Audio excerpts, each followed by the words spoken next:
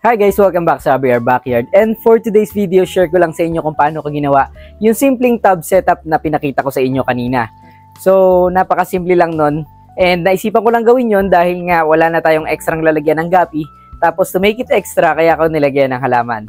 So, yun lang, kung gusto mo makita, just keep on watching.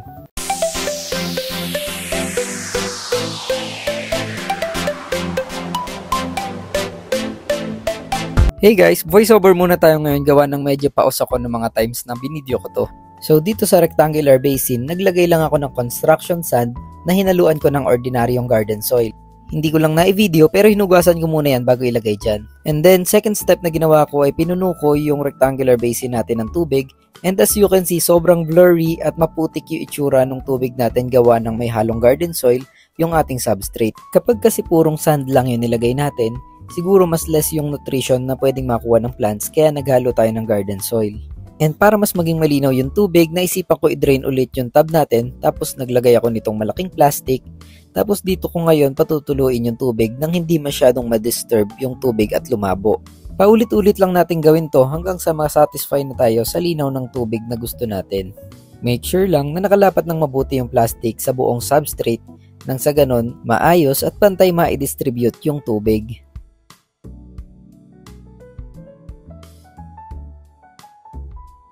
At eto nga't malapit nang mapuno yung bucket natin pero may mga nakikita ko lumulutang na ipa na nakuha kasi natin doon sa garden soil. Yung garden soil nga pala na ginamit ko dito na hinalo ko sa sand natin is yung mga nabibili sa mga tindahan ng mga halaman kaya may mga kasamang ipa. Kaya kung mapapansin nyo, sinusubukan kong ipa-overflow yung tubig hanggang sa mawala lahat ng lumulutang-lutang at matulungan itong mag-clear yung water. Ito na nga yung kinalabasan, napaka-blur pa rin pero mas malinaw na siya kumpara kanina. Mas kita na natin yung substrate at sa palagay ko pwede na natin tong taniman. Kaya tara't samahan nyo kung kunin yung aquatic plant na plano kong ilagay dito sa ating bagong setup. At eto nga sa ating planted connecting ref tub, meron tayo ditong isang Tupperware ng Dwarf Sagittaria. Ito yung gagamitin natin. Uy, napakarami pang oxygen sa ilalim. Kung mapapansin nyo, kinakain na siya halos ng hair algae kaya hindi siya nag-grow masyado. And isang tub lang meron tayo nito kaya ito yung napili ko para maparami natin siya ulit at mabuhay. Nagagandahan din kasi talaga ako dito sa ating Dwarf Sagittaria kasi kumbaga para kang merong Bermuda grass sa ilalim ng tubig. So ngayon, naalis na natin yung ilang mga hair algae sa ibabaw ng ating Dwarf Sagittaria pero patuloy pa rin natin itong lilinisin at tatanggalin yung mga hair algae sa tub nang sa ganun hindi na natin ma-introduce or mailipat yung hair algae sa bagong setup.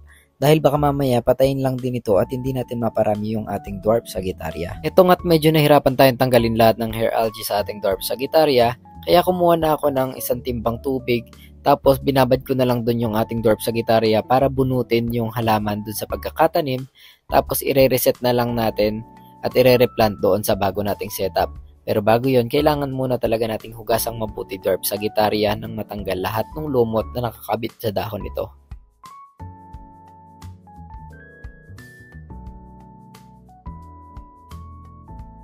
Ito nga't ginamitan ko na ng lakas ng 10 kamay, charot. Dinalawang kamay ko na nga para siguradong mahimay natin yung mga lumot at matanggal natin. At siguradong malinis natin yung mga Dwarf Sagittaria na itatanim natin. At nakakatulong din tong paglilinis natin, gawa ng matatanggal na rin natin yung ilang mga snail eggs na nakakapit sa dahon ng Sagittaria natin. Dahil kapag hindi natin inalis yun, sigurado ilang araw lang punong-puno na ng snails ang ating bagong setup.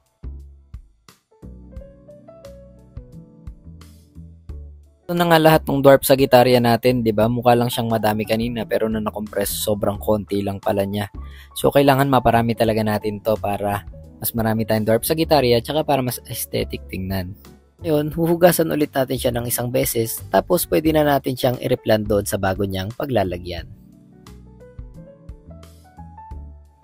Eto nga't medyo blur pa yung tubig at hindi ko nakikita masyado yung substrate sa ilalim kaya kapakapa lang muna tayo sa pagtatanim.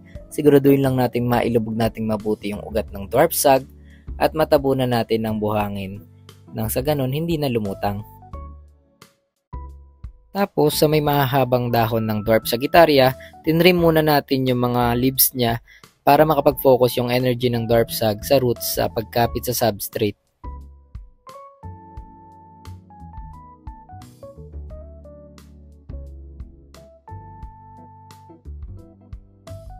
Pagkatapos natin maitanim yung mga halaman, nagpa-overflow ulit tayo ng tubig para mag-run clear na yung ating tubig dito sa ating tub. Ito sa palagay ko okay na to kasi titining pa naman yan kinabukasan at mas lilinaw pa. So i-stock naman natin yan at least 2 days bago lagyan ng isda. Hindi ko muna lalagyan ng isda to, hindi dahil may chlorine content pa yung tubig natin, kundi dahil din para makapag-settle muna yung mga halaman natin at yung ugat nila kumapit muna sa substrate. Wag lang din sanang pag-swimmingan ng palaka para hindi na mabunot.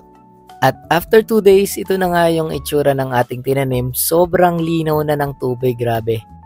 Crystal clear talaga yung tubig, kitang-kita yung ilalim, yung substrate at yung halaman. Sana lang mapakapal natin ng maayos tong mga halaman natin dito at hindi na lumutin pa. Ngayon ready na tayong maglagay ng mga isda. 5 female guppies muna ang inintroduce natin sa bago nating setup nang sa ganun hindi natin masyadong ma-disturb muna ang ating mga bagong tanim na dwarf Sagittaria. Mahalaga din kasing may isda, gawa ng yung dumi nila yung magsisilbing fertilizer ng mga halaman. Tapos iwas na rin sa dengue dahil kumakain sila ng mga larva ng mga lamok o yung tinatawag nating mga kitikiti sa tubig. Yung ganitong style ng planted setup nga pala ay nakita ko lang sa TikTok sa mga Indonesian Vietnamese breeders ng guppies. Na-inspired lang ako gayahin dahil nakita ko talaga yung itsura nito kapag sobrang dami na ng dwarf sag at punong-puno na yung ilalim ng ating tub. Sobrang linaw at sobrang aesthetic niya tingnan kung mapupuno natin to para ka magkakaroon ng sariling underwater garden. So sa ngayon yan lang muna nakayanan gawa ng napakakonti lang ng ating dwarf Sagittaria pero paparamihin na lang natin pilit at i-update ko kayo sa susunod. Ito itsura niya kapag tumama na yung full sun sa ating setup. Sobrang linaw talaga ng tubig, di ba? So sana makatulong yung liwanag ng tubig tsaka yung soil natin para sa mabilisang pag-grow ng ating dwarf sag. Sa tabi nga pala nito nakalagay yung ating mga immerse form ng Atlantis tapos yung mga nireplant nating iba pang halaman. And dahil medyo mainit kapag direct sunlight, meron tayong shade net dito sa ibabaw nila. So, yun lang muna guys and i-update ko na lang kayo sa future pang mangyayari dito sa ating bagong setup. Alagaan natin itong mabuti hanggang sa maparami ulit natin yung dwarf sag and ipapakita ko na lang yung magiging resulta niya sa susunod.